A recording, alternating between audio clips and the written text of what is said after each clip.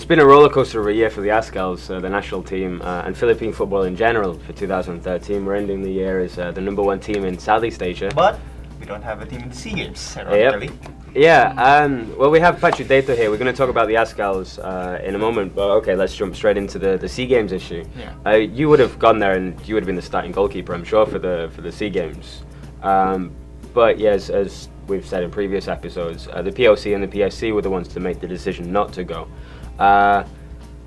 Perhaps without too many expletives, how do you feel about that? Yeah, obviously I'm like extremely disappointed not to go, because it would have been my first and last opportunity to play the SEA Games. You know, I wanted to have the experience playing there, but I don't know, for whatever logic they have, they weren't allowed. I'm not sure there is much, to be honest. So yeah, I just want to move on in it. Like, as concentrate as the club football, you know, you have a UFL coming, UFL League coming, so yeah, maybe some blessing in disguise also, because pretty getting tired also of playing so many games already.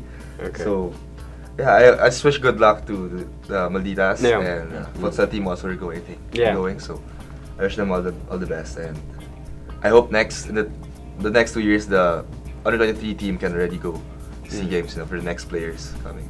Yeah, that'd be really good. And the Malditas as well have had a really good year, so it's good that they're going.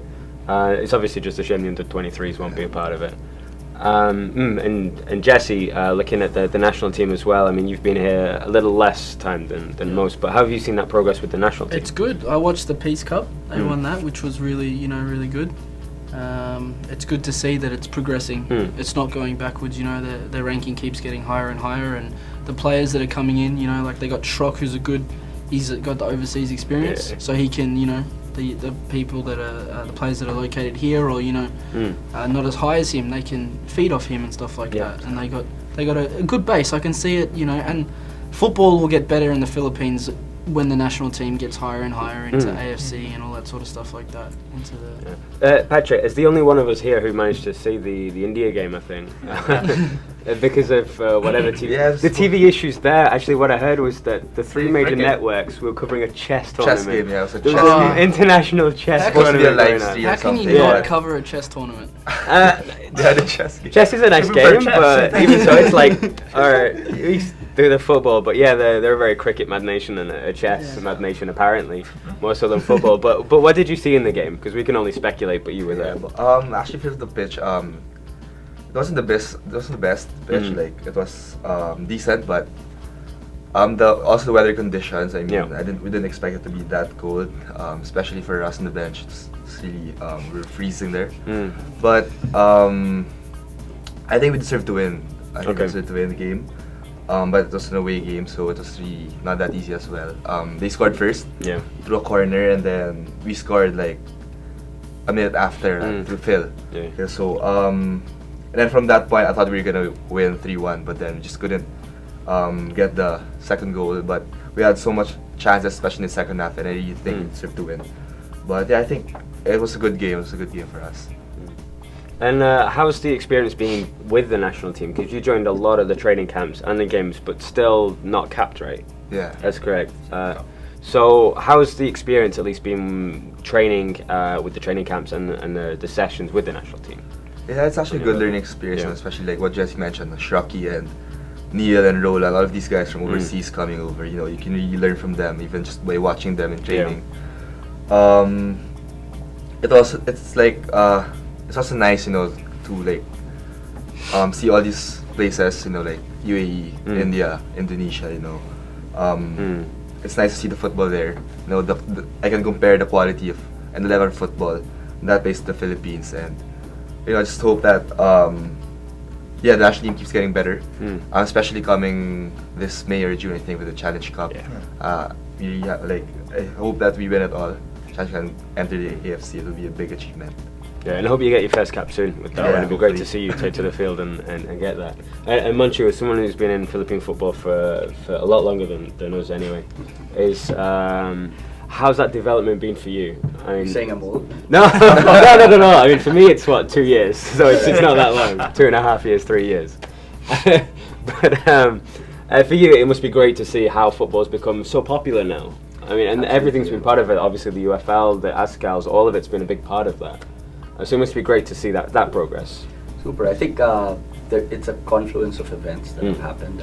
We have the Azkals phenomenon that's been fantastic. I mean, hats off to Dan and even to Michael Weiss for what he's been able to do and achieve.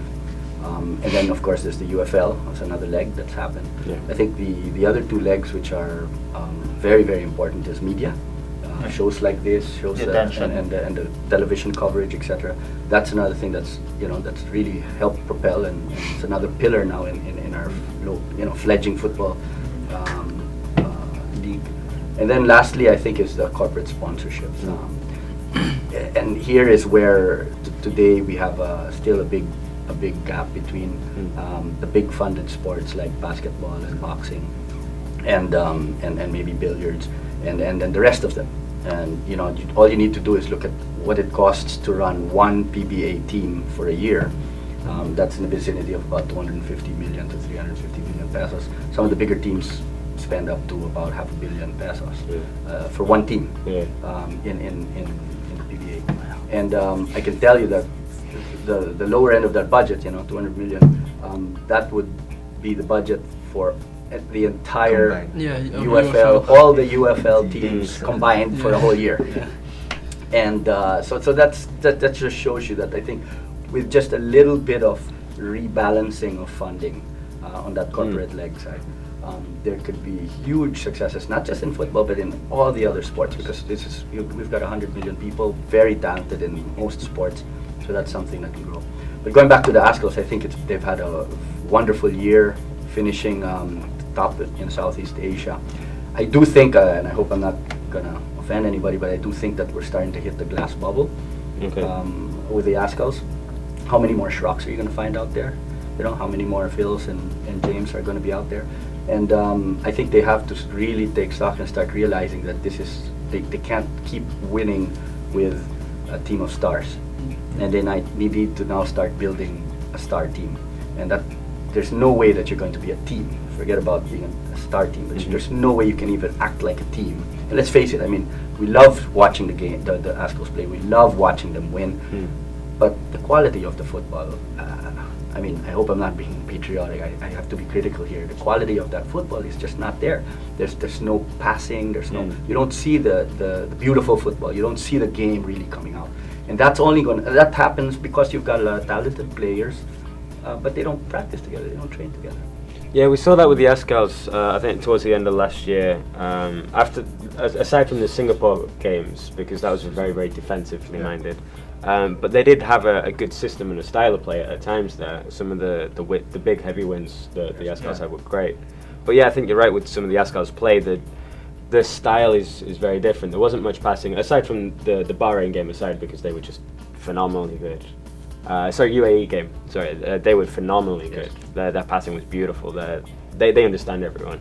Aside from that game, there wasn't much of a style there. I mean, the Philippines really should have been expected to beat India, given that they beat them before, even though you have that one. But because we didn't get to see that one, the other games like the Peace Cup, the loss was surprising, and the win wasn't too big. It was like, just give the ball to Schrock and he'll win it for us, which he did, which is fantastic. But it's not a sustainable model.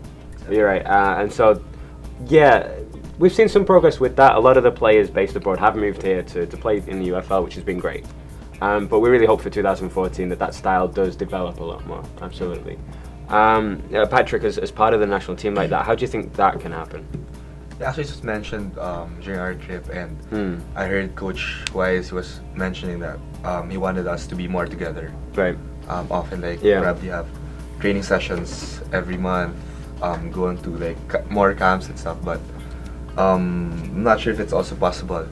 Entirely possible, because most of the players, especially the starting ones, are based overseas, so they're just available during FIFA dates, which is like a week or so. Maximum a week, and it's also gonna be a UFL League and UFL League. So I'm not really sure how he'll work it out, but they really have to be together. We really have to be together more often, especially before the Challenge Cup.